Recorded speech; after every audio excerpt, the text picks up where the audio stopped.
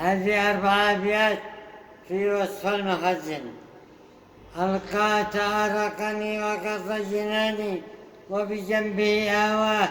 كما عياني سبب الكفال الفاجعة إذا أتى بالضر حكتني جميع أسناني من شارع لا شارع متفاهل بالعود الحالي كما الأبنان فيصيح في وجه المقوت قائلا هذا المشمع 5 ذاك 8 فالرجل والقلب فافنعه وإذا بو يشمخ ويبشر ثاني فتفات كوت البيت تاه ربطة وإذا العيال إلى الحوي تلقاني أبتا هل من لحمة أعطيتنا أو فاكهة أو عن أو رماني فأقول لا إن المعيشة لا تبي إلا بحق القات ليس بثاني أبتا يا أبتا اسكت يا ولد لا أستطيع لكم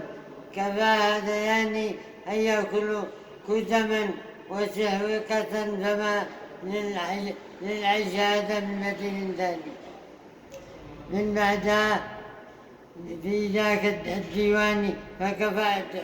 بقعتي ومكاني فنخوض في عرض البرية والدنا ففلانة قالت وقال فلاني أما صلاتي لا تسني عنها في الظهر ثم العصر يجتمعان من بعد ساعة 4 لا أبتغي أحدا يكلمني ولا يرباني من بعدها أمسيت أنتف لحيتي وكأن بي مس